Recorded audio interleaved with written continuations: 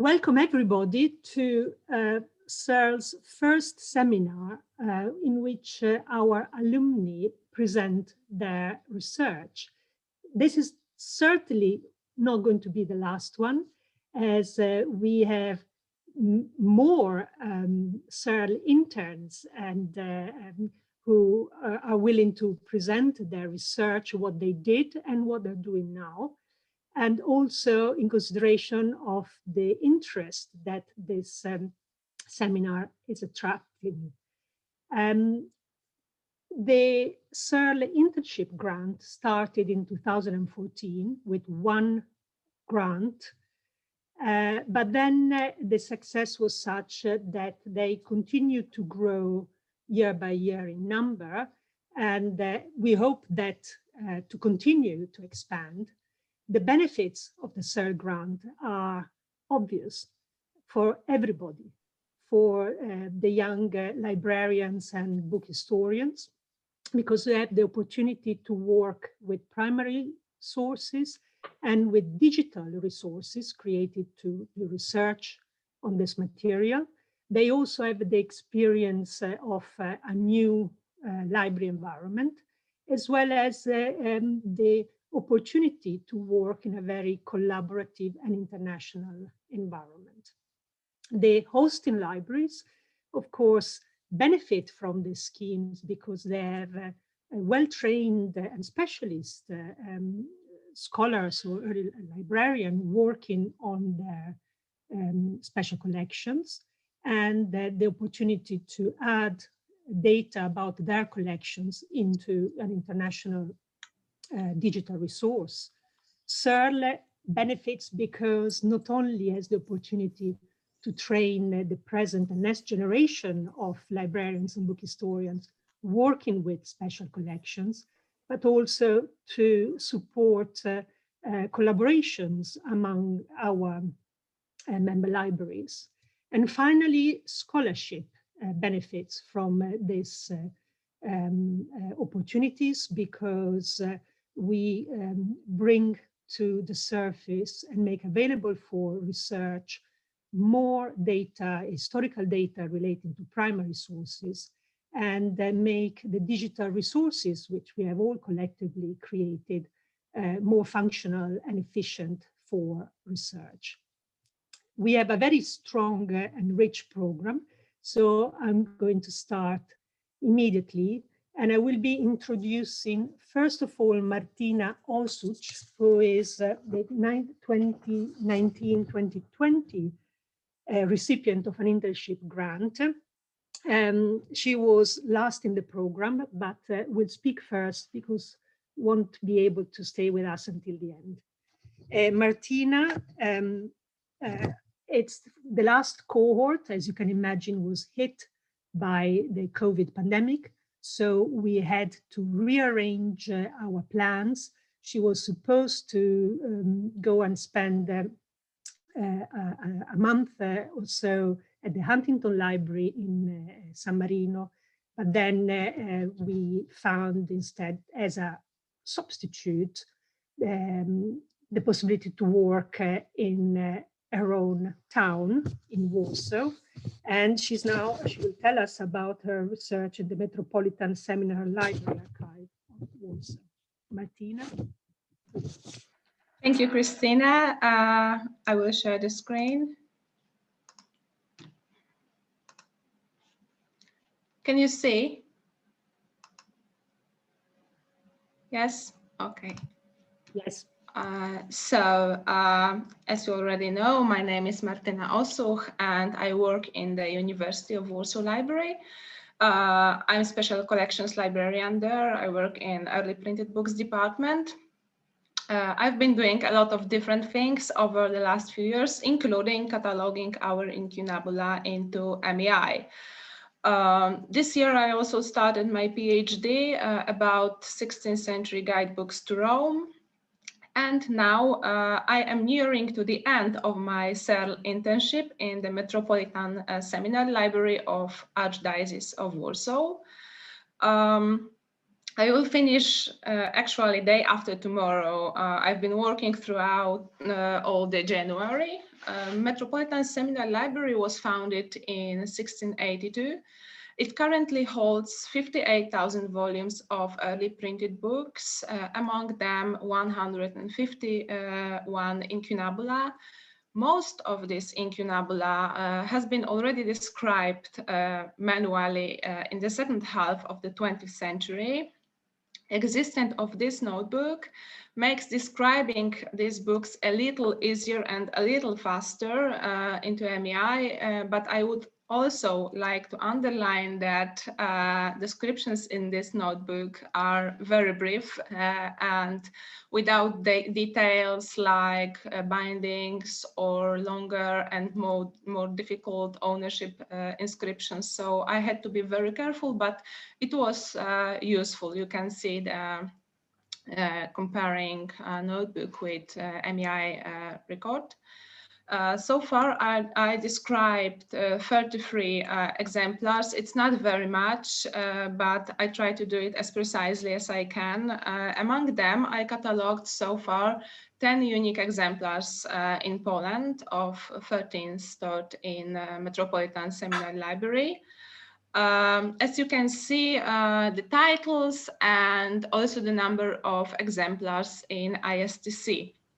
I would like to emphasize that Metropolitan Seminary Library's collection has an exceptional value as a Polish national heritage. And since I have already gained the trust of people working there, I would like to complete the work and to on this incunabula in the future, in the near future, I hope. I intend to submit a grant application maybe to describe the rest of incunabula. And I think it shouldn't be very hard to obtain the funding because MEI is already a functioning database and it's international. So yeah, I think it won't be a problem. Now maybe I will say just a few words about books themselves, about only two things which surprised me. The first is a little concerning because these are the typical Metropolitan Seminary bindings, and it surprised me a lot. Library has its own conservator, and this woman is now in the middle of replacing the original bindings with the new ones, which means she takes off the original bindings, and I'm not quite sure what does she do next with them. And then she gives books a new covers made of linen cloth, which you can see in the first picture. Of course, this makes sense to me if there is no binding at all or if it is totally damaged, but as you can see in the bottom picture, the example of Schedl's Chronicle binding is still preserved separately in the library. And it is preserved only because there is an ownership mark, there is Supralibros on the left cover. And as you can see, both wooden boards and leather are in a rather good condition, only the spine is missing and it was replaced. So it was a little shocking for me.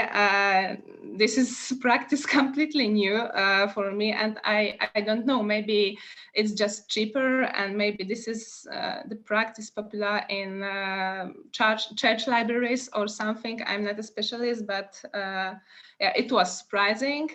And second surprising thing was the large number of, here you can see also the new binding with the fragment of the old one pasted inside. So yeah, there is a provenance on it. And the second surprising thing was a large number of early Polish provenances, meaning these books are particularly valuable to us because they contain marks of ownership of local owners. such as the 16th century Warsaw Mayor, or I found also the very beautiful 15th century Polish binding. Why is it so surprising to find Polish books in Polish library? It is surprising because the most precious books from Warsaw institutions were transferred to St. Petersburg in the 19th century. And the rest of them, including incunabula, were burned after World War II. So, for example, in the University of Warsaw Library, we have mostly incunabula of German provenance, which were transferred to our library after World War II. And yeah, I think for now that's all. Of course, I would like to share more information about Metropolitan Seminary Library books, which I will certainly do soon in a form of article or maybe blog note. Yeah, thank you very much.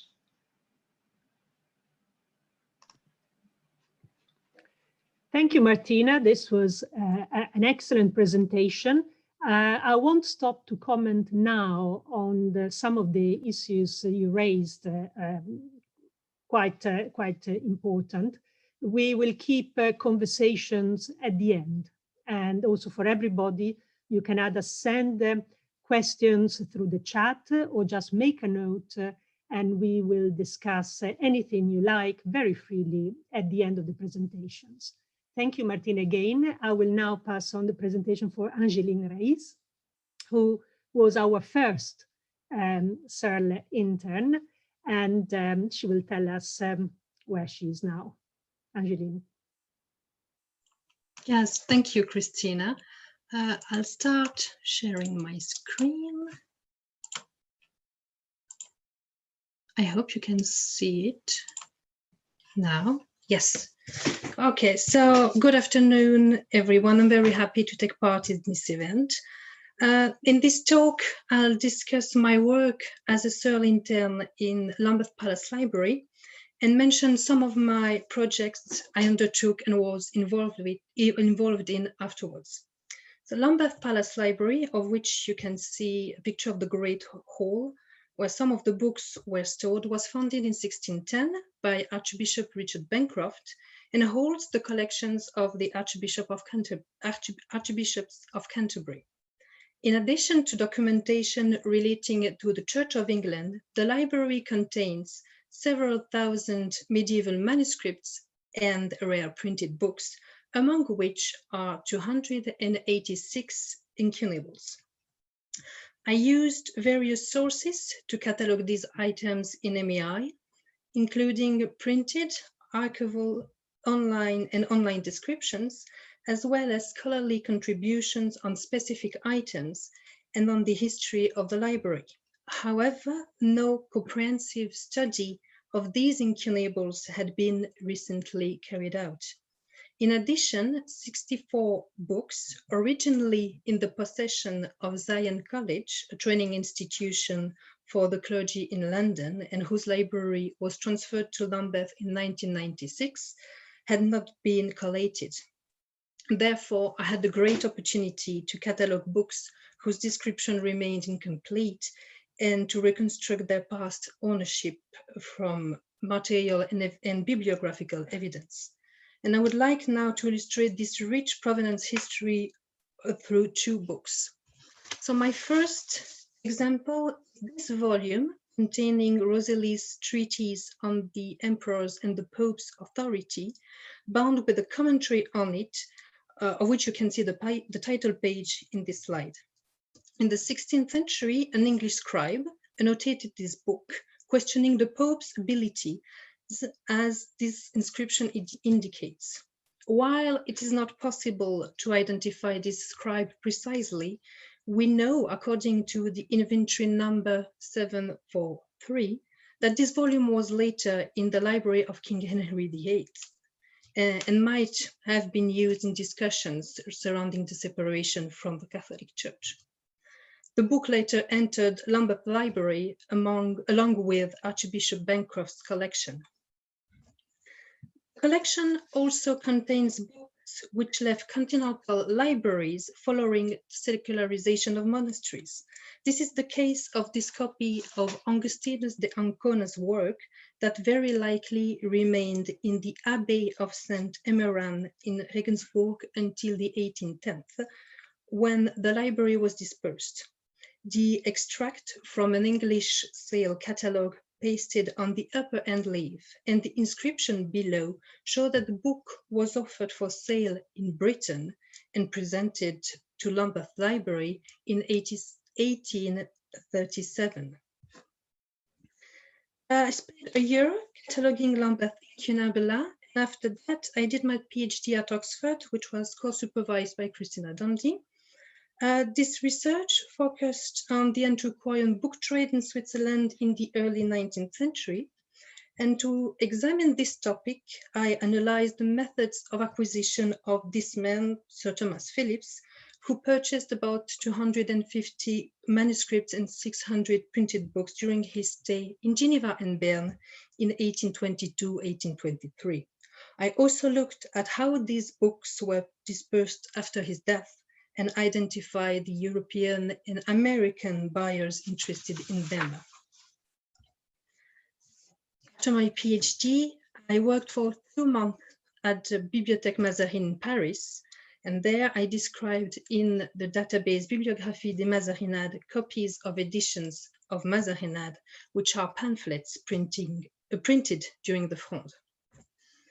Finally, last April, I joined as a postdoctoral research fellow the ARC project Cultivate Manuscripts, led by Laura Cleaver and based at the Institute of English Studies of the School of Advanced Study at the University of London. My research now concentrates on the trade in manuscripts in the German-speaking countries. I am especially interested in exploring how German dealers took part in the international trade and how Germany's successive governments used manuscripts to promote political ideas. I currently work on the Munich rare book dealer Jacques Rosenthal, whose firm's annotated catalogs are available online. Thanks to this exceptional material, I could work during the pandemic and contribute to another database, the Schoenberg database of manuscripts, which records information about manuscripts from various sources. This new data will then allow me to analyze in more detail how Rosenthal obtained and sold medieval manuscripts until the 1930s. Thank you very much. Many thanks, Angeline. Very comprehensive trajectory, and you know, you're still young. This is great. And I will pass now on to Laura Carnelos. Laura was the Marie Curie Fellow with CERL at the British Library. So it was a collaboration between CERL, the British Library, and ICU, the National Italian Center for the Coordination of all cataloging in Italy. Laura will tell us more. Please, Laura. Thank you, Christina. We'll try to share my screen.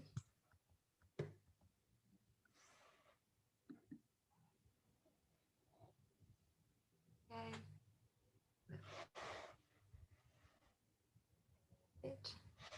You should see that. Okay. Can you see that? Right. So I will try to describe the project I work on in the last 5 years in 5 minutes. So let's start from the Marie Curie Fellowship. Between 2016 2018, as Christina said, I worked as a Marie Curie Fellow at CERL. My project was based at the British Library, mainly working on 16th century Italian popular books with a secondment at the Bodleian Library and in collaboration with the Italian Agency for Cataloging, that is ICU. Together, we reached important milestones. So the first one was opening ADI16. ADI16 is the Italian national database for 16th century books. And until a few years ago, it was so it describes only 60th century books in Italian libraries. And with this project, we opened at 16, and now it's possible to find more than 9,000 books, Italian 16th century books that are at the British Library. Other libraries are now contributed to the same database. And so we created our prototype, let's say. The second milestone was the creation of Patrimonit. Patrimonit, it was a pilot project for extending May. That means we created a database model on May, and with sharing all the data sets that May has for 60th century books, for describing copy-specific details of 60th century books. The third part of my project was the dissemination. So I attended many conferences during those 2 years, and I was member of an international project on European popular books. And I published about 10 articles. I'm still publishing some of these articles will be published this year. But as you know, fellowships end. So I had to find a job. The 10 days after the end of my Marie Curie, I was lucky enough to become a collections research assistant at the University of Reading, working in the Department of Typography and Graphic Communication. Here, the project was very different. They asked me to revise completely the cataloging rules, revising completely the online catalog. So I worked with another collections research assistant, and we adopted an archival hierarchical way in order to describe the collections that they have. They have from the papyrus to the National Theatre posters, so a large varieties of collections. And we adopted this system because we were using a museum management system. So as you can see from the left, there is the very flat description that was before.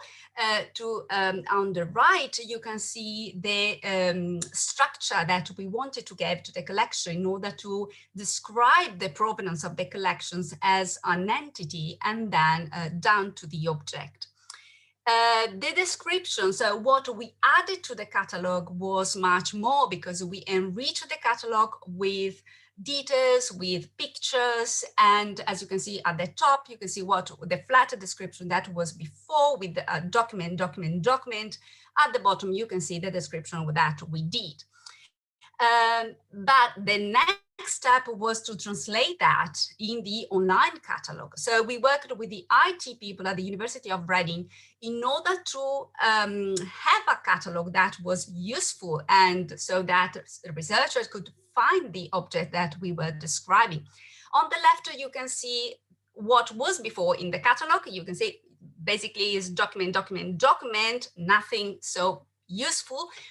To the right, you can see the description that we did, collection level description with the provenance, images, and content. This experience was incredibly interesting for me because as part of my job, I also organized masterclasses, laboratories, and seminars. And I had the possibility to attend these masterclasses, seminars, and workshops. And so also printing with these amazing printing presses and understanding much more about 19th and 20th century printing techniques that I didn't know so much about. So the first one is an image about lithographic stone that was not in the 19th century, it was before, but just to show you the kind of stuff that they do and they organize at the Department of Typography. The other one on the right is a Japanese technique used in England. And the last one is the Baxter process that I spent 6 months on this process. Is a process invented in England at the beginning of the 19th century. And I had to study and catalog all these materials to understand more about this process, how these the different matrices that you can see here were matched together in order to create a color print. So amazing, interesting project. And also study the provenance of these collection. As you can see, the skills that I learned for books were translated here for studying the provenance of other objects. But this was a temporary job, so I had to find another job. I went to the British Museum. This was another amazing environment. I love this job. I was project librarian for the Science and Conservation Library. Here they asked me something very different. They asked me to create a library. So something that we don't do every day. And when I arrived there, the books from the Science and Conservation Libraries were put together on shelf. There wasn't a library because no one could find anything. There wasn't an online catalog, and there was archival material, photographs, and so it was so messy that, yes, not a library. What is now? It's a library. There is an online catalog, is structured. There are some sections, and scientists and conservators can find books. So I worked very closely with about 100 scientists and conservators in the museum, understanding their interest, understanding their project, and trying to translate that in a structure for the library using the Library of Congress classification scheme. So I then, having fun, designing the labels, designing the signs, create sections. So now they have an online catalog, and about almost 4,000 books are now there. So they can use the library. But also this was a temporary job. So I had to find another job, and that's it, my last my last phase. Here, I became library curator of rare books and manuscript at Eton College Library. This is amazing, and I still cannot believe I arrived up to this position, and I'm really lucky to have an amazing team, and I'm looking forward to see what happens in this position. Thank you. Thank you very much, Laura, and congratulations on a well-deserved landing of a permanent position. Thank you so much. We now move to Esther Peric, who was in Cambridge University Library in the period 2017-2018. Esther, for you. Thank you, Christina. I'll share my screen as well. Okay. So,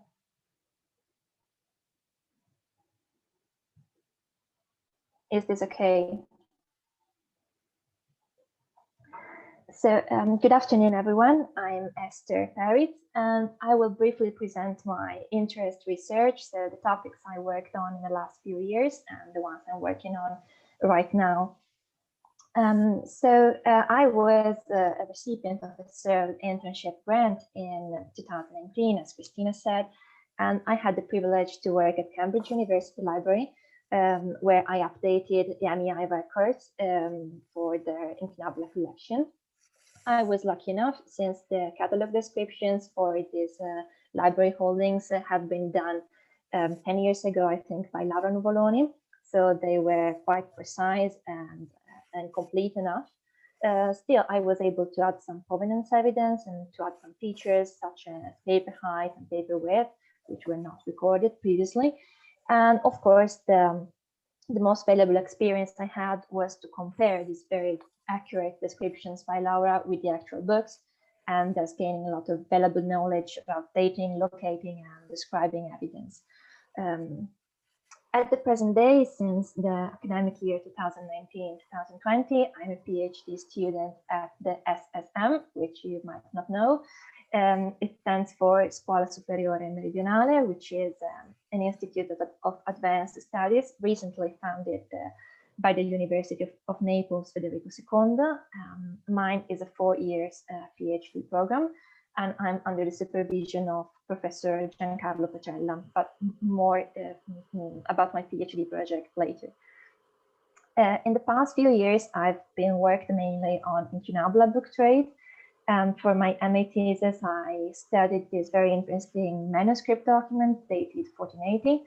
It is a list of printed books sold in a Padua bookshop in the year 1480, as I said, and it is complete with sale prices. Therefore, it's a very valuable first-hand source. I've just published a monograph on this topic. I'm afraid it is entirely in Italian, included the introduction by Professor Neil Harris.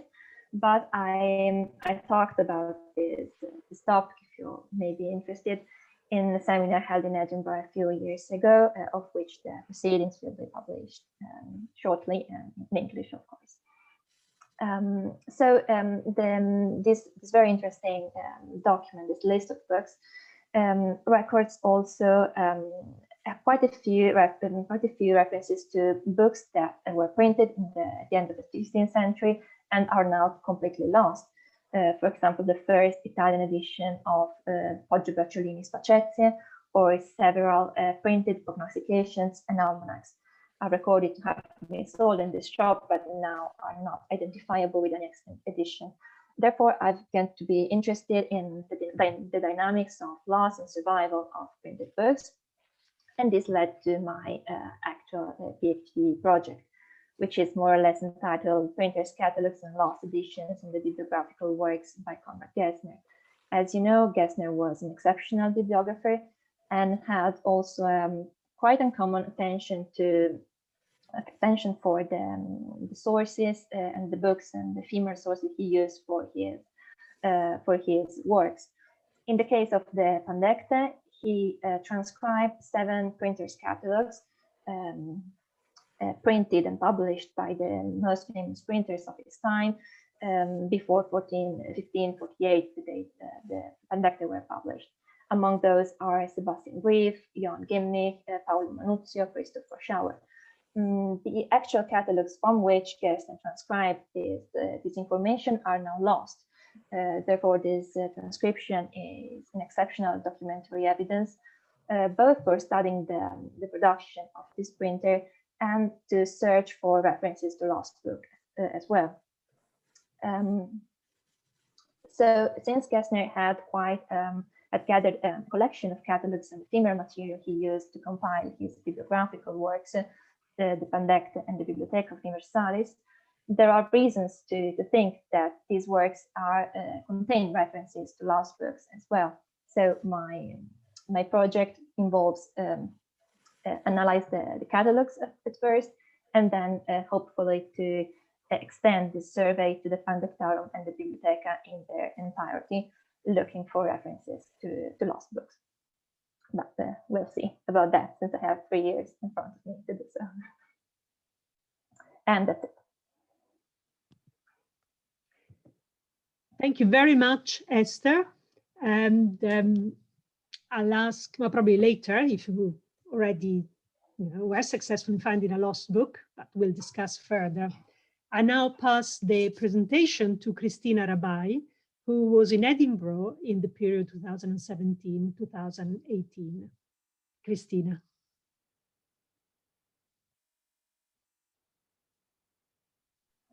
Just a minute, please. I'm trying to share my PowerPoint presentation. Okay. Will work.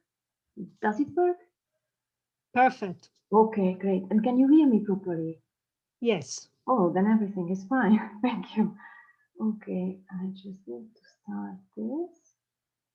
Sorry, it's not my computer, so I don't know how does it work. But I try to figure it out.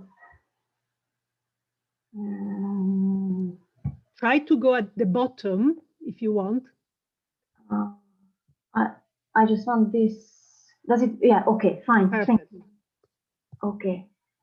So 5 minutes.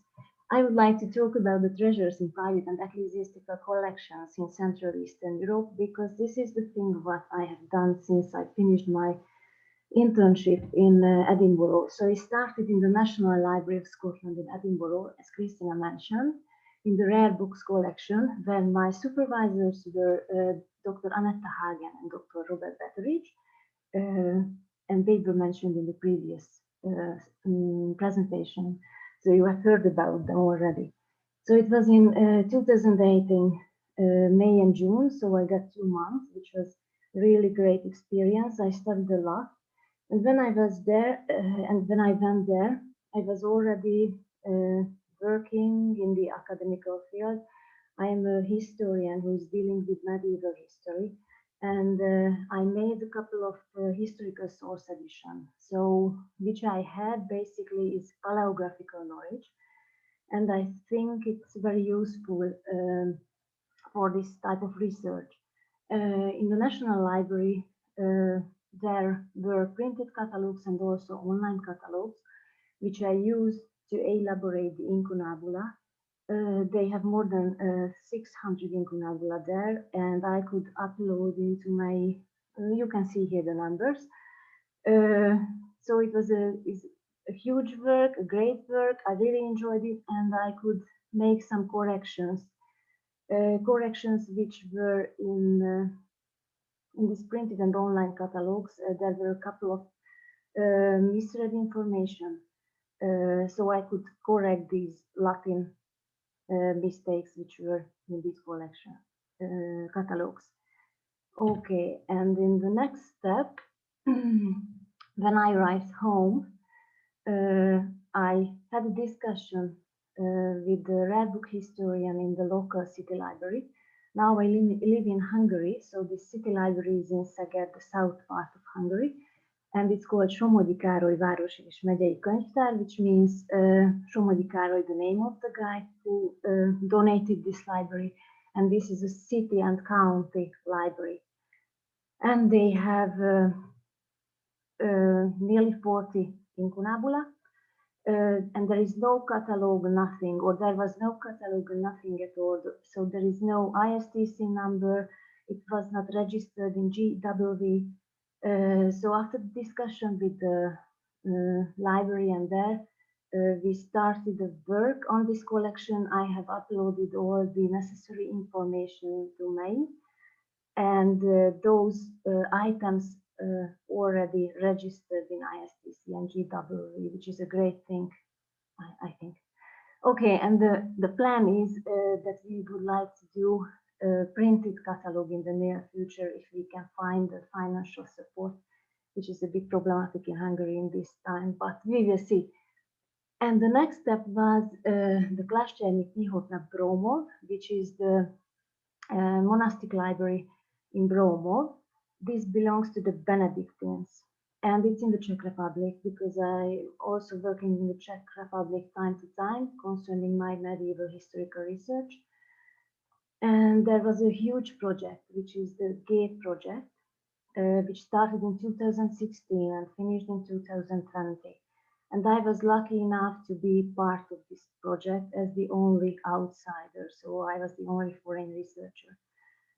And I was fortunate enough to get a grant to do some work with the incunabula collection. It was at the end of last year. Partly I was able to do my work there, but in the last minute the Benedictines just didn't let me in, so I couldn't work with the incunabula collection, but I was there previously in 2016, 17 and 18 too. And I made many photos of these incunabula. So one part of this may upload is from my photo collection, and the other one is from this online catalog that you can see. Originally there was only a list of this incunabula, which was made in 1969, and there are 10 volumes historical catalogs from the 18th, 19th centuries. And this new online catalog, thanks to the GREAT project, but the online catalog is in Czech, and it's built into the catalog of the Moravian Library.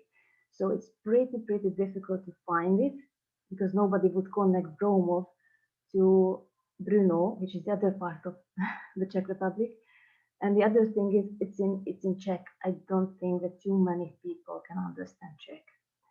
So now I also transfer the information which is in this online catalog into May.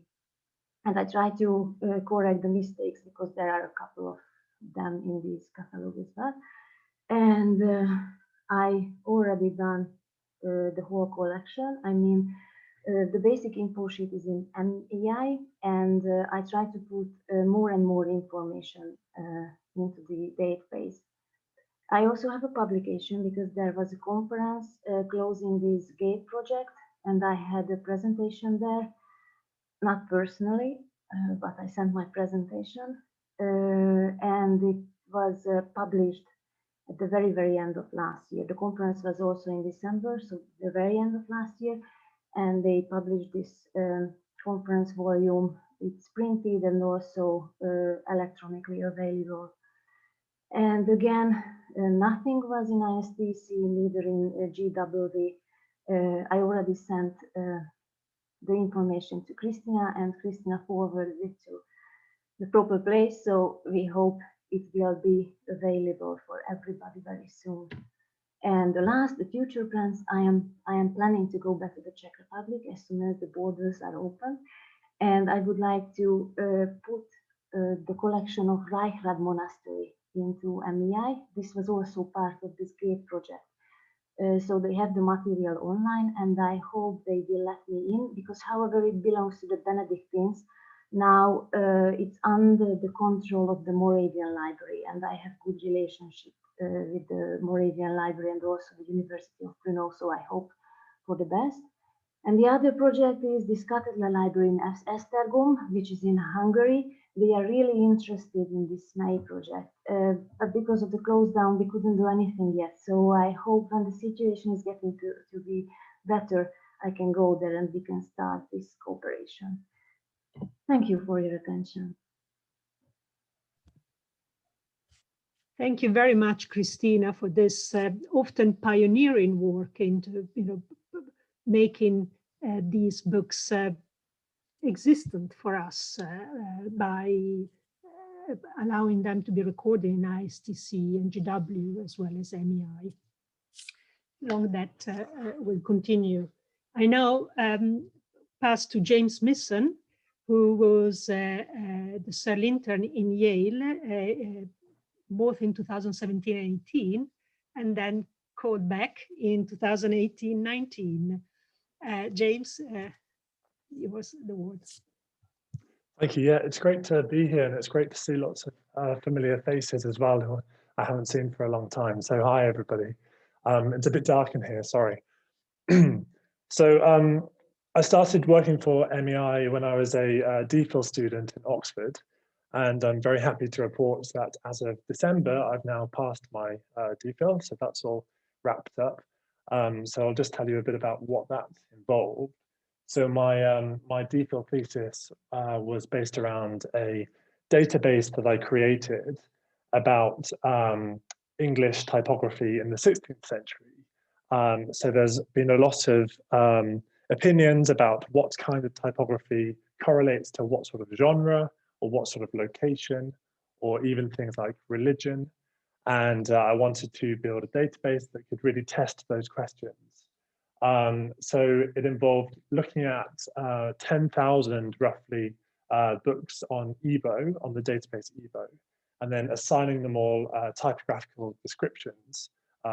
What kind of text we're using black letter, what kind of text we're using Roman, italic, and so on.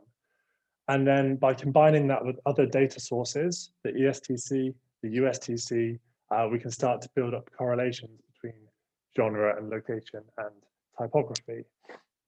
So my thesis was written using that as the core foundation. And I'm hoping to, in the future, get that database online somewhere and allow others to access it and allow others to apply it to their own research questions. So alongside that, in Oxford, I was also cataloguing for MEI in various Oxford colleges. And it was a real privilege to work on some, especially some early English books. As a student of English literature, it was really thrilling to be able to work on Caxton, Chaucer's and things like that. And that was also very prevalent at the Bruyne Library, where I went twice. And so I was cataloguing for MEI there, and also at the Yale Centre for British Art, which has also a very excellent collection of early English printing. So I'm going to share my screen and just show you one of the most interesting books that I came across at Yale. Hopefully you can see this.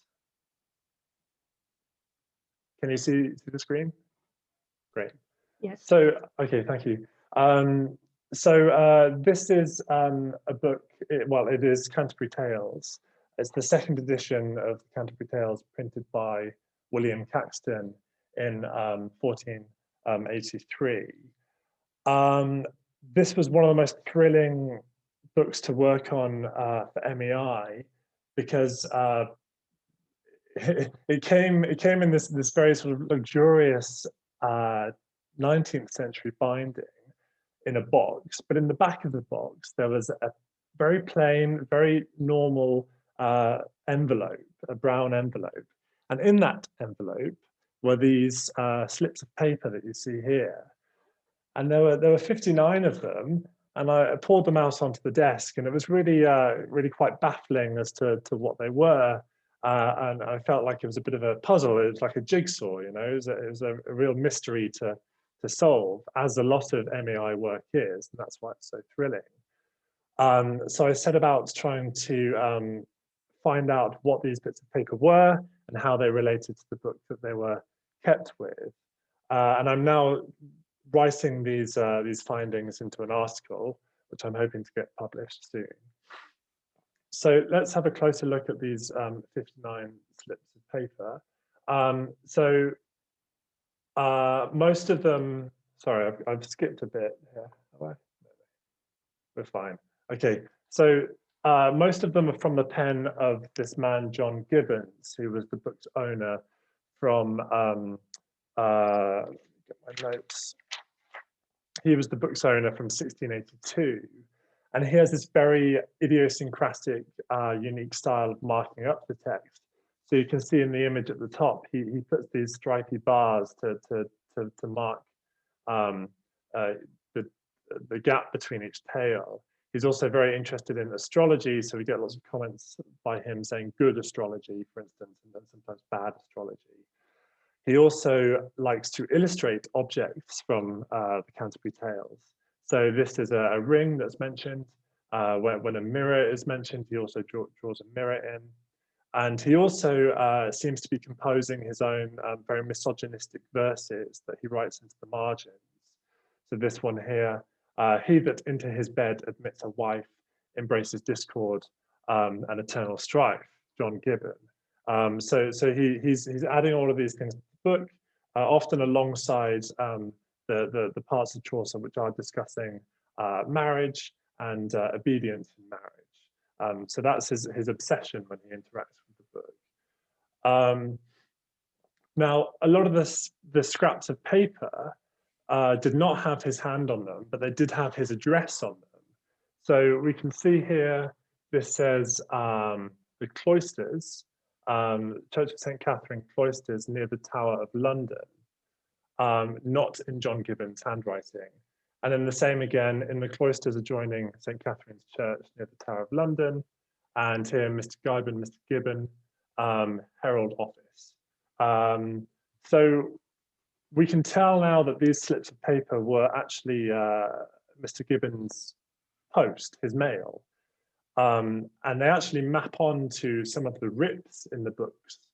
And you can see where they've previously been used to paste over the rips.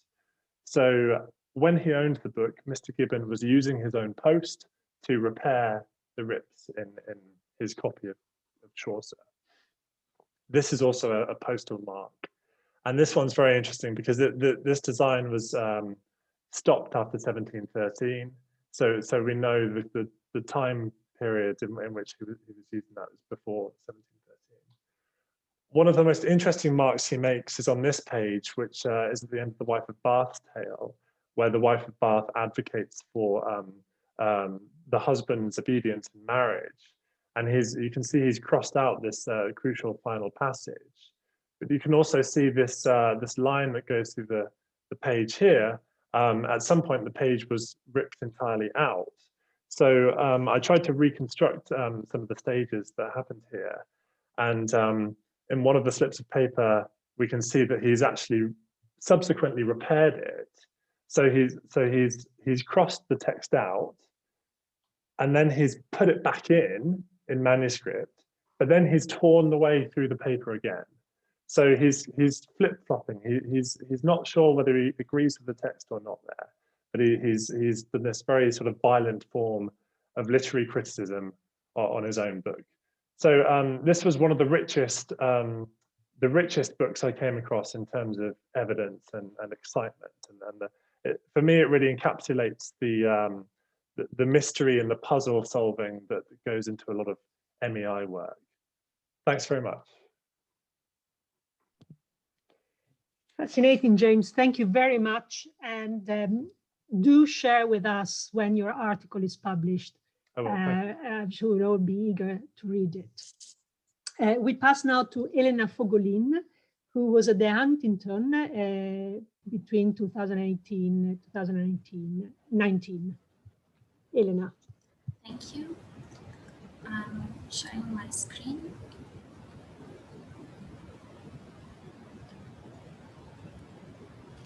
So good afternoon, and thank you for the opportunity of presenting my research project today. My name is Elena Fogolin, and I am a PhD student in a joint doctorate between the University of Udine in Italy and the Johannes Gutenberg University of Mainz in Germany. My supervisors are Professor Neil Harris and Professor Stefan Fussel. As Christina said, in 2019, I was able to work for 6 weeks as an intern at the Huntington Library.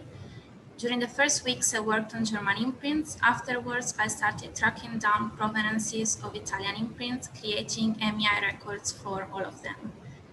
The research I'm conducting for my PhD is part of a more extended research project entitled The Dawn of Italian Publishing: Technology, Texts, and Books in Central and Northern Italy in the 15th and 16th centuries. This research project is intended to provide a new view of the history of book output from the 15th century up to the beginning of the 16th century in Central and Northern Italy, and to explore the less well-known aspects of technical and technological progress of printing. Among the less well-known aspects of early printing, there is an interesting phenomenon called Setoffs.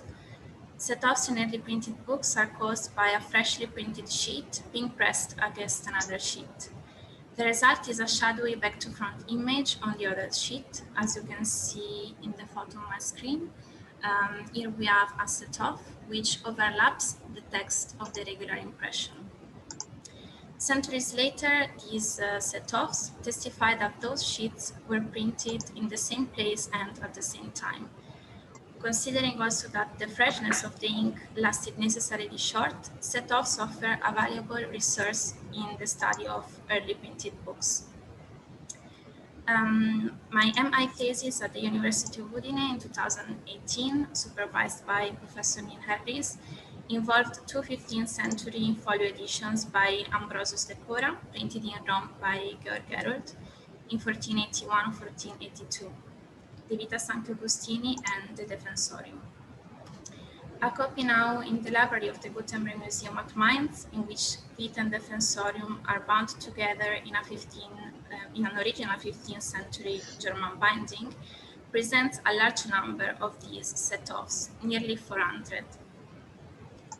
The main challenges of studying setoffs are these. Setoffs are relatively rare, and it is very unusual to find a high number of setoffs concentrated in one copy of a particular edition, while at the same time being totally absent from other copies of the same book. The other striking feature is that in general, setoffs are very weak and difficult to make out or identify. In the Mainz copy, some setoffs are fragmentary and seem to be the consequence of only a fleeting contact, but in many instances, they are sharp, easy to read, and show that the sheets were pressed hard together just after impression. Since completing my MA, I've returned to the math copy, and I have now identified the provenance of almost all the 400 Setoffs. I show very quickly some examples. So here we can see a Setoff, which completely overlaps text of the regular impression, and it is difficult to read both the text of the regular impression and the text of the Setoff. In this case, unlike the previous case, we have a very clear Setoff, which is on the blank recto of the last leaf of the last quire of the defensorium. And here we have an example of an upside down Setoff, which is visible at the bottom of this leaf. This strange phenomenon is linked to some unknown and as yet mysterious aspect of the early printing process. So we can say that something very unusual happened in Herod's printing shop. And the question is this a unique example in his production, or are there other traces of such phenomena in the editions printed by him or attributed to him? To answer this question for my PhD, I would like to extend my investigation to the other 40 editions assigned to Georg Herold in the exam catalog and in ISTC. I also intend to look more fully at the figure of Georg Herold, his production, and more generally his role in the early printing of the 15th century in Rome. I will have to work on the numerous gaps found in the studies dedicated to this printer, who has so far been very little investigated. It is known that he originally came from Bamberg in Germany, and that his name appears in the colophons of 2 editions printed near Rome in 1481, among them the already mentioned Vita Sancti Augustini. I would also like to try to clarify as far as possible the ambiguity associated with his identity. Indeed, the research gets even more complicated given the fact that several Georgs, all Germans, were active as printers in Rome in the same period. Since I'm based in Germany and I have access to German collections of Italian Inquinapola, I also hope to find some unusual and so far unnoticed copy-specific details involving 15th century books printed in Rome. And my plan is also to create MEI records for each Inquinapolum that I will examine in the course of my research. Thank you for your attention. Thank you, Elena, very much. I wish you a very successful, happy continuation of the research. And those data, of course, will go and match the one created by Claire Bolton. Yes, another shade of typographical oddities, features that are so valuable for understanding and dating sometimes this material. Our next speaker is Lucrezia Signorello, who spent the period 2018-19 at The Hague, working with Marieke van Delft on the Provenance Digital Archive. Lucrezia. Thank you, Christina. I share my screen.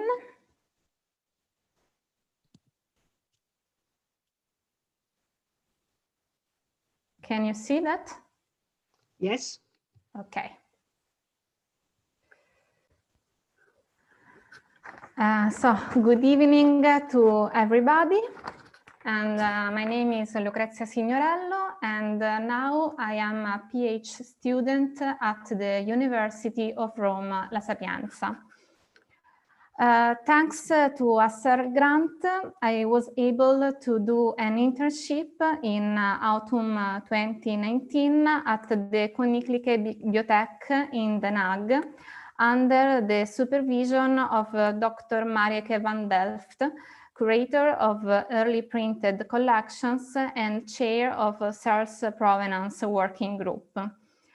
The object of the internship was the CERL's Provenance Digital Archive, a new research tool dedicated to the census of provenance marks. In this database, the usual descriptive data are associated with the digital reproductions. And the activity concerned the checking of descriptions already present in the database and the enriching of the PDA with the new records from the KB collections. This internship was an important opportunity for me to acquire familiarity with the CERL's project on provenance, as well as other online database. I was also able to increase the information related to former owners of the KB books, which were already described in the MEI, with some new identification, like the stamp that you can see now.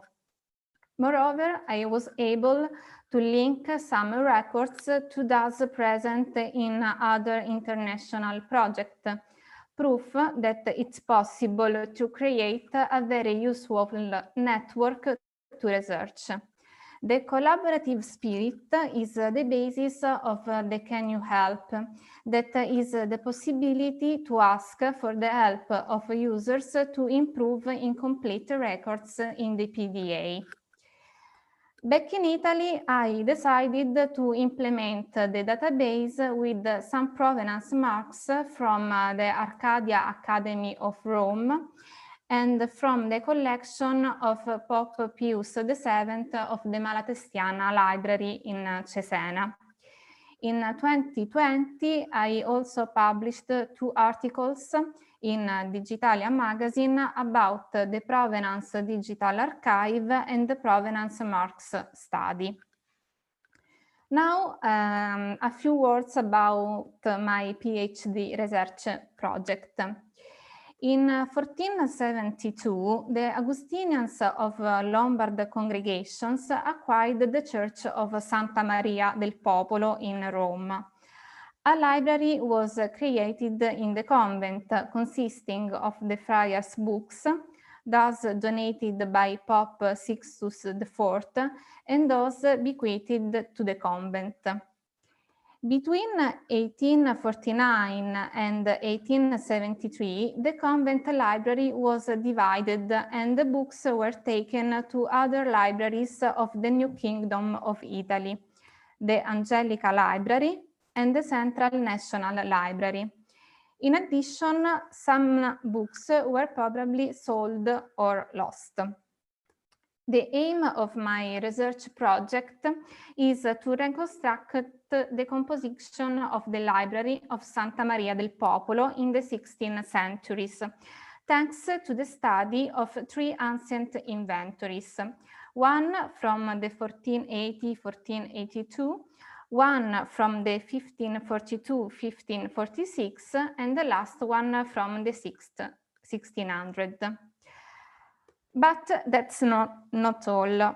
Manuscript and printed books can hide countless clues that testify to their origin and use, like bindings, ownership inscriptions, decorations, and old shelf marks.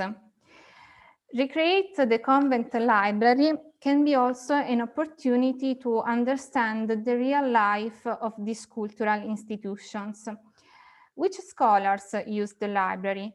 What books formed the minds of the major intellectuals of Papal Rome? We can try to answer these questions by reconstructing the Library of Santa Maria del Popolo, an important piece of the cultural panorama of the city. Thank you. Thank you very much, Lucrezia. It was a great presentation also of introducing the Provenance Digital Archive that you were really the first outsider to put hands on and is now growing happily. And we hope will continue to grow with many of our MEI data. I pass now to the presentation of Marianna Monreale, who spent the 2018-19 period in Cambridge University Library. Marianna.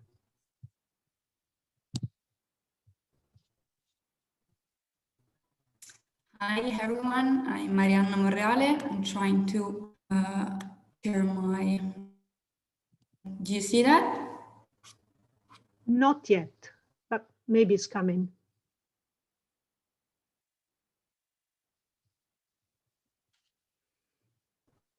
Maybe not. Oh, because I'm screen. Here it's coming, Okay. or not. Okay, because the connection. Yes, we are seeing it now.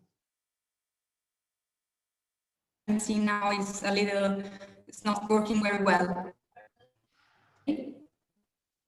It's probably a bit delayed. Okay. You go ahead if you think you can maneuver it.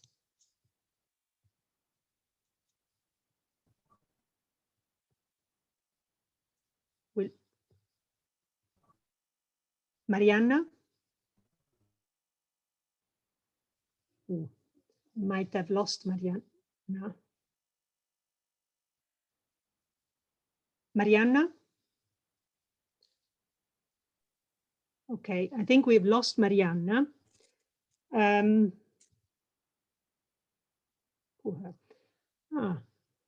Let's move.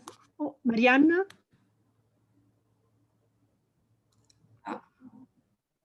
Yes, can you hear me? I can hear you, yes.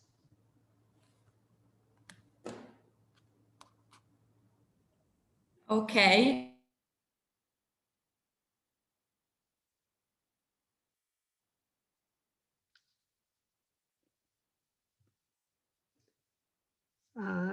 It seems that the video, the PowerPoint is freezing you. Would you like to just talk about what you worked on and your current project? Or alternatively, if Mariana sends me the PowerPoint, I can display it and she can speak to it. But then it would be good if we had another speaker in between. Yes. So what we can do, we can move on to Camilla Marangoni, and Mariana will try and send the PowerPoint to Marian. Yes. Is that okay, Mariana? Okay, I don't know because my connection is now going down. So I don't know if you can hear me now. I can hear you, yes. Okay, I'm gonna try to share the screen if you all can hear me. You try now again? Yes, I will try. I don't know if it's working for you. Let's try the last time. Let's try. Okay. Can you see the screen? Yes. Okay, I'm sorry, but now the connection is not working so well, so I'm sorry for the inconvenience. Hi, good morning. I'm Martina Monreale. In 2019, I had the opportunity, thanks to CERL internship and placement grant, to do the internship at Cambridge University Library. Now I'm at my second year of specialization degree in archive and library heritage at Sapienza University. As for the others, I spent 2 months at Cambridge University Library between September and October 2019, and I worked there at Incunabola. I chose to work on Italian Incunabola. In particular, I work with Milan Incunabola, and then I went on working with all Italian Incunabola. My main task there, as for many of you, was working with MIAI database along with owners of Incunabola by updating every provenance information or copy section of each record for each book.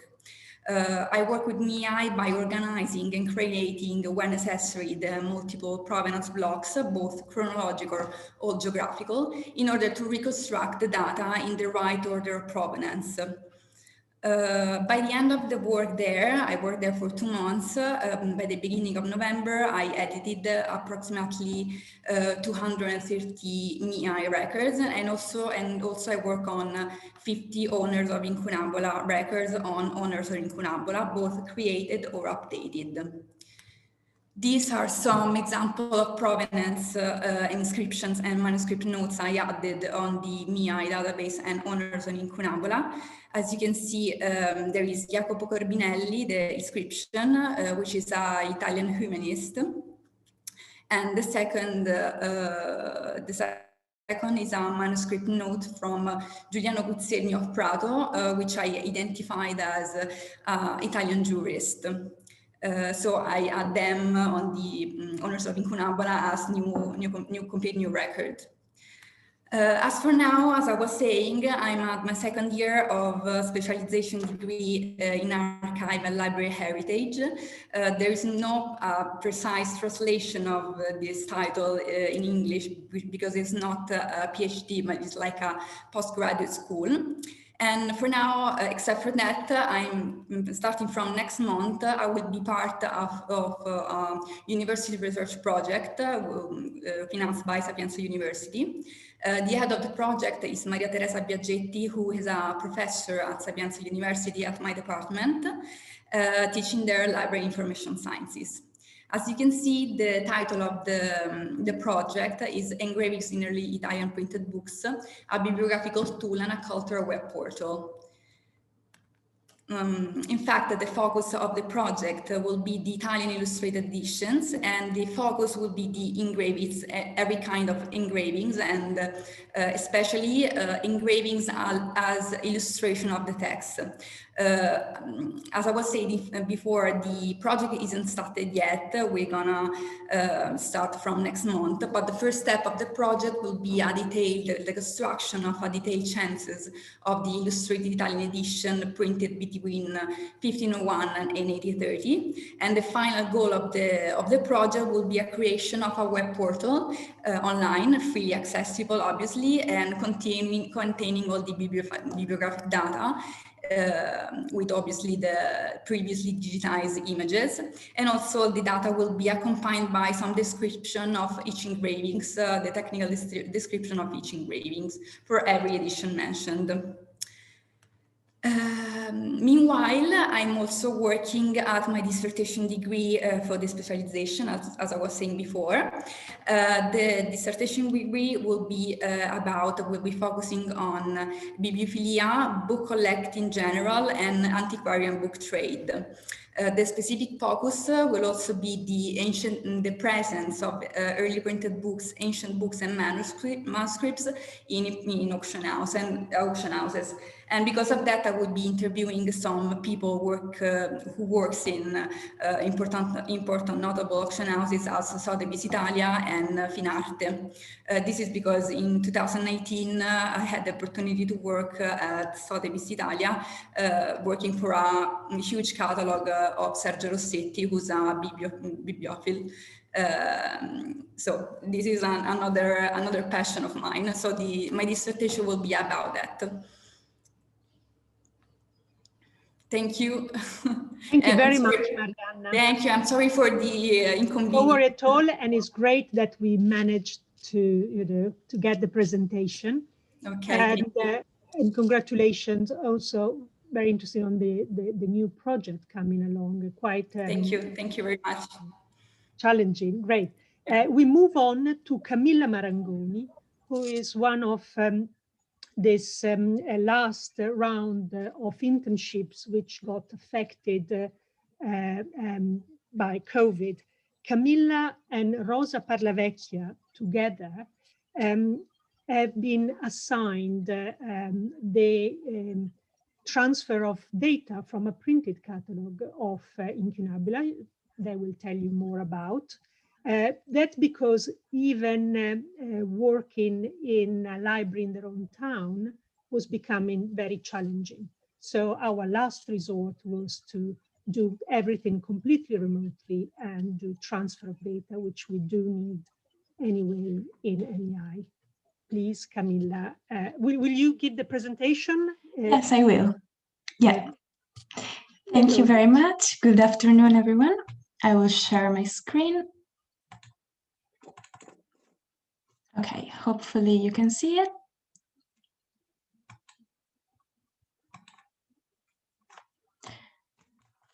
So, good afternoon.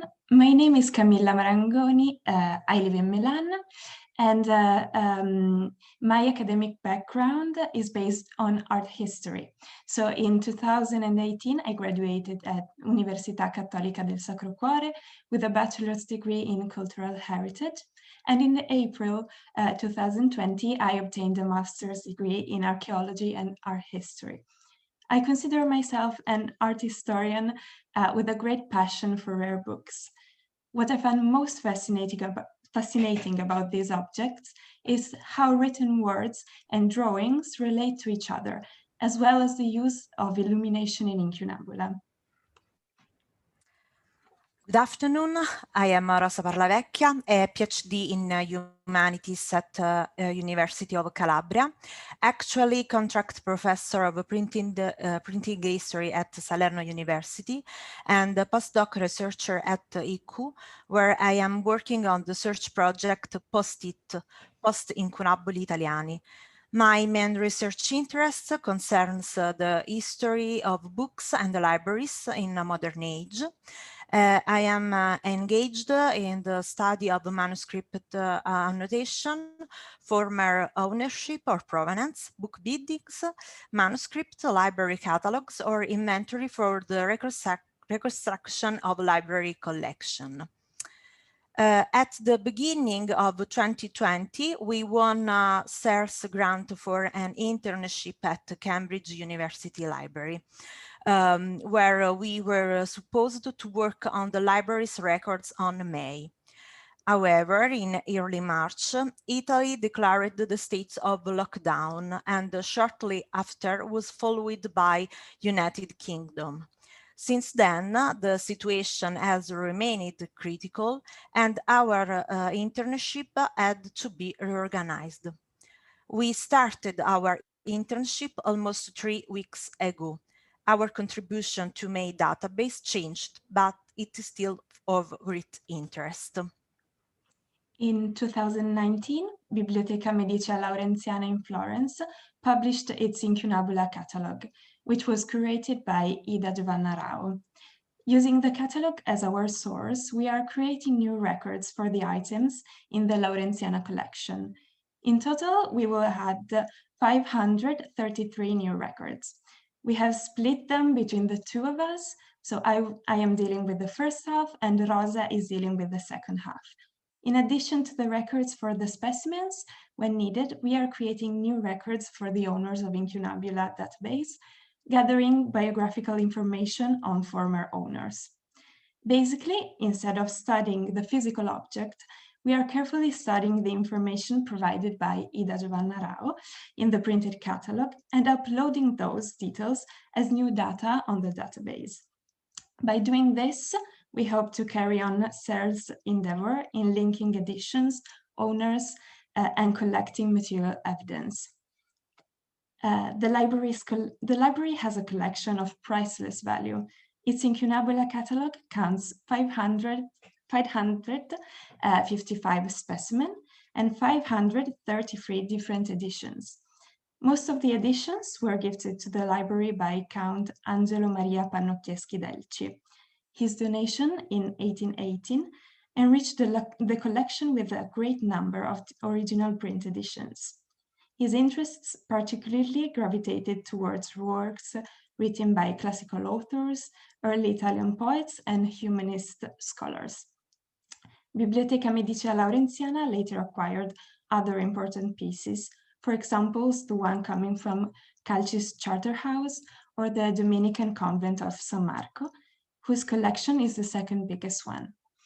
Even though we still have quite a bit of work ahead of us, we have already come across a specimen of incredible value.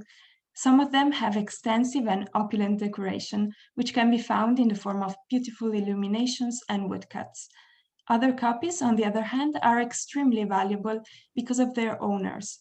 One of them, for example, bears annotations and an inscription signed by the humanist and poet Angelo Poliziano. Finally, here are some observations we have regarding our internship. How different is working with a printed catalog from working with a book in hand? Of course, we faced a couple challenges. First of all, not having access to the physical object means that when we have doubts on material detail, we don't have the ability to check it ourselves. but we have to recover the information provided by the catalog that might be synthetic.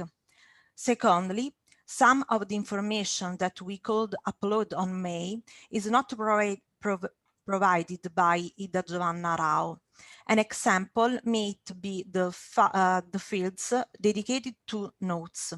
Naturally, the catalog indicates that when notes are present, but doesn't always specify their frequency, their location in the book, and whatsoever. As mentioned before, we cannot check this information, and the records cannot be considered complete. Along with the challenges, however, working from the catalog also provides advantages. The first that comes to mind is that we gained a deeper understanding of the structure of a printed catalog and how incunabula are described in this format. Moreover, the process of uploading new records is sped up by the fact that the data has already been gathered by the cataloger, which makes our jobs faster. Last but not least, despite the current health emergency, CERL has found a solution to our internship grants. After a remote training, we have the great opportunity to work on the May database. Thank you, everybody. Thank you. Many congratulations, Camilla and Rosa, for a very smooth presentation. And I will now pass immediately the word to our last presenter, who is Anna de Bruyne from Groningen. Thank you. I will share my presentation.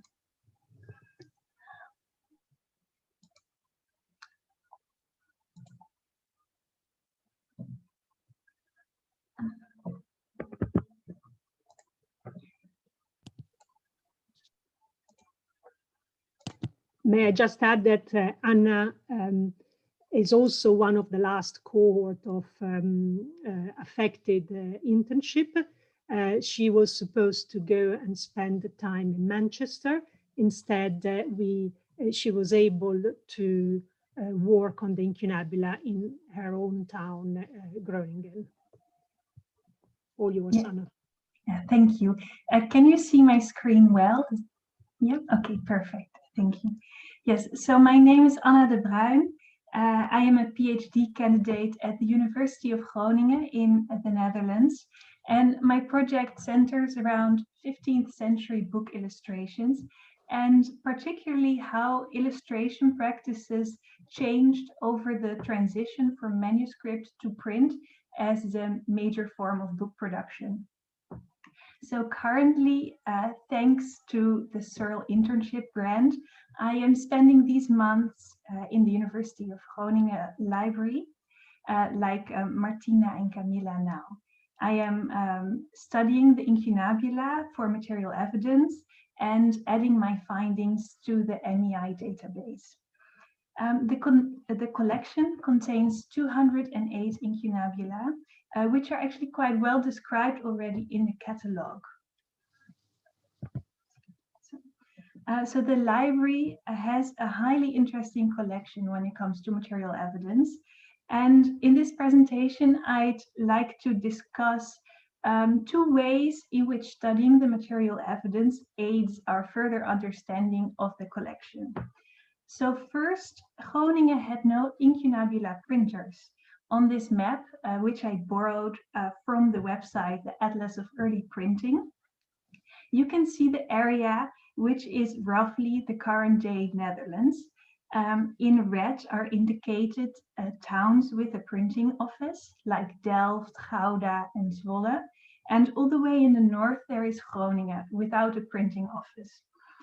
So how did the incunabula that are currently in the collection in Groningen end up there? This is a first question that interests me. And a second point of interest is that there was actually a very active religious and scholarly community, or multiple communities, if you may, multiple communities, which already existed long before the university was founded there in 1614. I think the 15th century humanist Rodolphus Agricola might be the best known from these circles. And several owners of incunabula might be found amongst this community. And their ownership is relatively well documented by the material evidence. So I will discuss two examples of material evidence. The first is this one. In 1624, the library of the Martinikerk, or Martin's Church, was transferred to the university library and now forms an important part of the current collection. However, in many cases, these books had previously been owned by other individuals and institutions. One of them was Wilhelmus Frederici, a pastor at the Martini Church, but also a medical doctor and a friend of Rodolphus Agricola. On the right, we see a copy of Avicenna's Canon Medicinae, printed in Strasbourg. And if we take a closer look at the inscription, it says that it was bought by Wilhelmus Frederici in 1477 for 5 Rhenish guilders. This is another example, a copy of sermons of Bernardus of Clairvaux, owned by a convent of St. Agnes in Amersfoort. And here we see how the nuns consequently crossed out all vocative forms in the sermons addressing brothers. So, for example, above it reads, "It was no wonder, my dear brothers, that," etc. And the passage, "my dear brothers," is crossed out. And additionally, they crossed out all Latin passages and some filler words, seemingly redundant words in the text. So my personal hypothesis is that this book might have been intended to be read aloud, and that these deletions of text help to read the book aloud more fluently. But if you have any ideas on this, I would be very happy to hear them. So in conclusion, from this material evidence, a web of provenance emerges, which sheds more light on the history of the collection, but also on readership, reading practices, like in the case of the St. Agnes Convent. And in the coming month, I will continue my work and my contribution to MEI, and I am very much looking forward to all the other things that I will find. Thank you.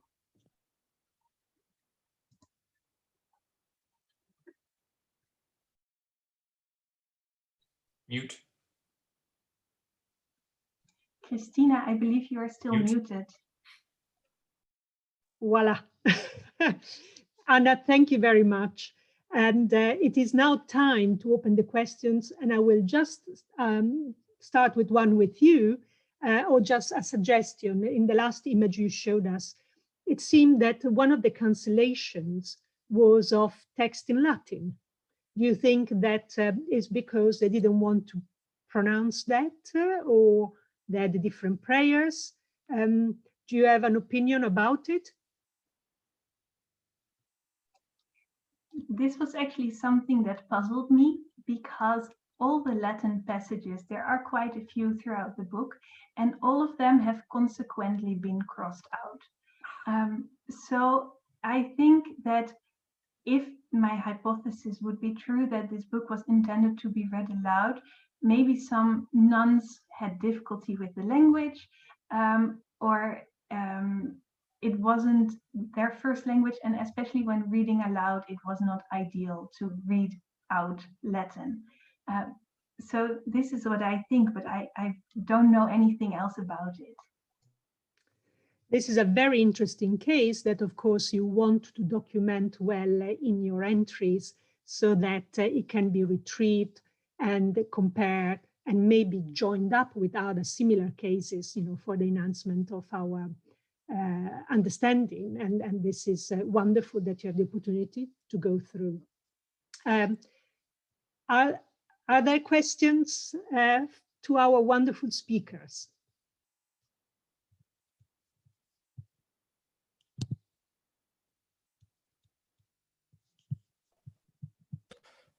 No? I would like. Yes, Yeah. yes, I'll ask a question. I'm just trying to do my video. Yes. Hello, Neil. Hello, Christina. It was much better when you were mute. Yes, I'd have thought on this last point, Anna de Bruyne. I think the practice in convents was that all the nuns would sit and sew, and somebody would read aloud to them from a chosen text. So I think, yes, it's a bit male chauvinist, but you're not expecting the nuns to know Latin, or all the nuns to know Latin. So I think that crossing out the Latin is certainly confirming that your audience is probably female. Of course, the other possibility is that when texts were read aloud was during meals. But I think it's much more likely to be somebody, a nun, reading aloud to other nuns and say they are doing a collective activity such as sewing. I seem to remember that happens quite a lot in convents and that sort of thing. But there are people who work very specifically on convents and what happens there. You don't have to ask Manzoni scholars. There are people who are doing it, Patrizia Bertini, for example, at the LUMSA. And you might just talk to some of them about what sort of things the nuns were doing. I have a question for you, Neil. Do scholars such as Patrizia Bertini actually open the books and look at evidence of reading by females? Yes, I think that's part of the project. I mean, they're more interested in manuscript and so on. And of course, the main problem is it's often very difficult to identify nuns or books from female convent libraries. Rather than, because they tended to be less institutional, where libraries were concerned. Yeah, that's why MEI is going to give a valuable contribution to this. Yes, with my experience in Bodley, I remember that we had cases, basically almost the only early female ownership that we could identify clearly was that of female nuns. So they were readers. Now, some of the books were in vernacular, for sure. We have to check whether they also put their names on Latin books. Would be worth checking. Yes, it's a question of education. They're not going to receive education or be taught Latin in the convent. So it's a question of what happened to them when they were children. Obviously, you have some unusual cases, but tendentially, women were not taught Latin. So that's how it's. There's been a certain amount of scholarship on nuns and drama, but I think those are people who would possibly be aware of this question as well, of nuns reading and so on. There's Nerida Newbig in Sydney, Elissa Weaver, who was at Chicago. I mean, they both retired, but I think they can both be contacted, I think. And you might ask them about, what nuns do. Because, of course, often they weren't in convents because they had vocations. They were simply deposited there by their families so as not to spend money for dowries and things. So a difficult situation. We can add that another scholar of nuns and books is my colleague Enrique Leinemann, the professor of medieval German literature at the University of Oxford. She has been running specific projects about nunneries in Germany and also including their books. So she might be able to also give some indications there. Marian. Unmuted myself. And it needs to be examined with a degree of sensitivity, I think, because I know of a woman who was living in the first Begijnhof in Groningen in the mid-16th century, who was corresponding with people in the Reformation, later, one of them later turning out to be her husband, in Latin. So it's not as read that women who were living in a religious institution did have no Latin. I mean, we have to be a bit more specific, I think. Yes, you have to be careful, but I think you'd be suggesting maybe that a majority of the audience would not be happy with the Latin. I think we need the evidence. Yeah. I think we need more evidence, and which is what we are doing. And it would not be the first time that evidence is refining some opinions which have been given very generally based on probably not enough evidence. And the issue is important enough that really requires systematic gathering of evidence as much as we can, and of course concentrating it in one place as we're doing with MEI will allow us to confirm or maybe refine certain accepted truths. So we will reconvene. Jerry.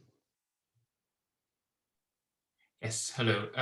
So first, I see that you're recording the meeting. I wasn't able to show up early, but I'm hoping that this will be made public or something. But yep. I have a question for Elena Fogolin. It's just a technical question. I see that she discusses Setoffs. and maybe this is also a question for Neil, of course. I've seen also in the Bodding and elsewhere quite frequently being used offset. And so I'm just concerned in terms of searching the terms in the appropriate databases. Is there one that is correct and one that is wrong? Is it just that it's a choice? I mean, it would be good to know. I think it's actually the same to use offset or set off. I don't know if CERL Reyes can confirm. Yes, I can add, if I can intervene, because it goes back a bit in time. The problem with offset, of course, is that it's a modern printing process. And so the preference for set off, the two terms are synonymous. We chose set offs as a term simply not to confuse it with offset. No, I agree, there isn't much offset in May. It's a relatively recent printing procedure. So, but yes, it is a bit of a personal decision. Right. So, yes, I'm still slightly confused, but I'll probably get back to you on this as in our separate sessions, Neil. It's okay. Thank you. The other thing, just to add, Jerry. Hi. Of course, offset is a verb and a set off is clearly a noun, so that's helpful. No, true. It's just I found it on.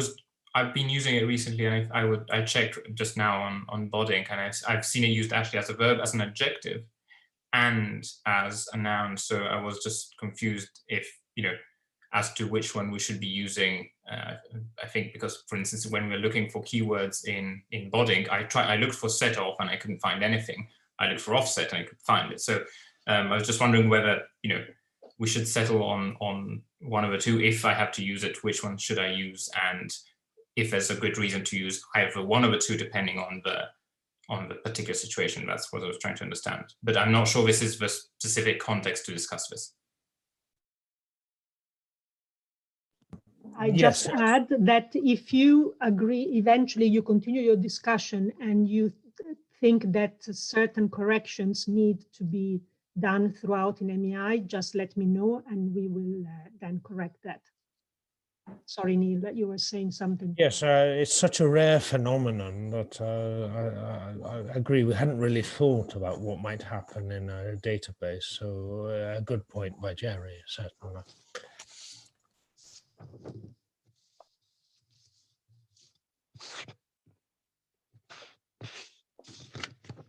If there are no other questions, can I ask the people working on the Laurentian catalogue, of which I am vaguely aware? There's a very bad introduction, I believe, to the volume.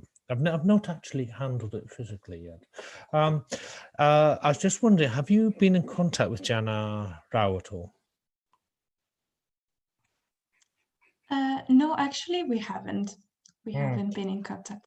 Because, as you will have noticed from the catalogue itself, the descriptions of the Delci bindings are very synthetic because, of course, the Delci bindings are extremely repetitive.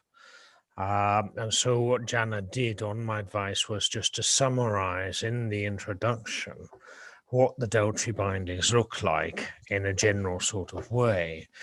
But there was an earlier draft of the catalogue in which she did actually describe them one by one. So if you contact her, I can give you an email because she's now retired from the Laurentian. And it might be worth trying to find out if that earlier draft still survives. I don't think I have it, but they are more specific to the books concerned, though whether they will change very much because, of course, you may not have actually handled any Delci bindings.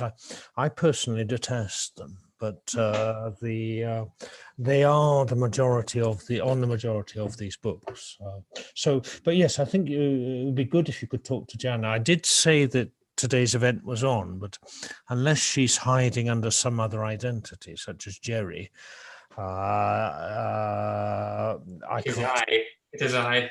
Actually, I do remember seeing some photocopies. I do have him somewhere on the Delci bindings, because there's a series of extracts from letters by Delci to someone saying that he was buying his leather from Portugal. Yeah. And I think that was at the time when he was still in Vienna. So these are they're bound up in Vienna. Yeah.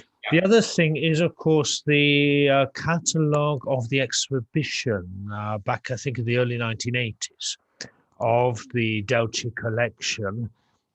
You might find more complete descriptions in that, because I think Jana just cited that as a bibliographical reference, because, of course, anybody working in the Laurentian Library just has the view that the Laurentian is the whole world. And there are no other libraries and there are no other significant connections of books anywhere. And so this catalogue is on the open shelf, and so she just cites it. But if you get hold of that, you might find that for some of the incunabula, this earlier catalogue has also detailed descriptions of, say, bindings and things, and it's worth following up. Right. The other catalogue you might just look at is that by Sara Centi, which is for the 16th century books. Again, a very bad introduction, absolutely abominable introduction. And you will find some post-incunabula there, you see, and technically they could go in. They are these strange books which fall into the limbo we all know about, but Jana probably excluded them from the incunabula because they are known to be 16th century, early 16th century, but they do exist in ISTC and GW because somebody at some point in the past has considered them incunabula. I think, Christina, you will accept those, won't you? I welcome most to become incunabula. Yes, all incunabula printed up to the end of the 18th century. Yes, exactly. If that guarantees great work on this material. Neil, I would like to mention the fact that I think Rosa is working exactly on these liminal books for a project at ICU. Rosa, am I correct? That's what I understood there, yes. What I call the limbo. Yeah. And this is a very important exercise, to clarify the incunabula presence in a catalogue of 16th century bibliographies. In this case, Edit 16, what Rosa is working, but could also be in other national catalogues. And at the same time, clarify the position of post-incunabula in ISTC. This is a long overdue systematization that will benefit both incunabula and post-incunabula. And the important thing that both will receive good attention instead of less, as it has been the case. Yes, no, it's an old idea of mine, that one, so I'm glad to see it happening. Yes. The main thing is that a lot of these books, which are actually 16th century, are in incunabula catalogues, often with abbreviated entries, and either they're not in catalogues such as Edit 16, or they are unrecognizable. Yeah. Right? Because if you try and look in Edit 16 for e.g., I think you find about 6 entries. Something like that, because a lot of libraries used for marked up copies of the e.g., some places like the Corsignana, and so these early 16th century books are still in the incunabula catalogues, and they've never been transferred into Edit 16. I'm not sure how true that is for some of the German and the other catalogues. I've never checked. But the limbo is certainly an interesting problem. Absolutely. So, so we conclude, Christina, MEI will accept all books printed up to the end of the 18th century. Of course, we have created the post-incunabula structure with Patrimonit, which is already being used for other projects like Materia Medica, readers of Materia Medica, and maybe soon to come others, to simply allow the same detailed treatment of copy to post-incunabula. I think that has been pioneered successfully, and let's hope it continues. And again, there the fundamental point is that all of these similar clones of databases, they share satellite databases, and most importantly is the one about the former owners, the locations, and then connection with the thesaurus. And so they all contribute to a better understanding, better working on this material and better understanding as a result. So it has been a real pleasure, and we spent almost 2 hours together, certainly very uplifting afternoon instead of the usual. But I think maybe if there are no other questions, we will bring this very happy session to an end. I think it's important to notice how what all the presenters have or had in common is working with May, but at the same time, we could see how diverse was their interest in typography, in illustration, in history of libraries, in different production in different languages, in fragments, and really documentary material. And that really is a testimony to the interdisciplinarity and the collegiality of our work together in MEI and in CERL. So it's really, I would like to congratulate all our speakers for this work, because it really makes research better and our special collection more alive. We also congratulate it because they bring it all together in one single place, which allows us better searchability and better understanding. And basically, the other point that was interesting to point out is that how they all worked on very diverse collections, some very large, some very small, some not present at all in our horizon, but will then become a great deal of ecclesiastical libraries and religious libraries, which sometimes risk to fall beyond the radar, and instead we are very welcoming in our community of these small and sometimes difficult collections.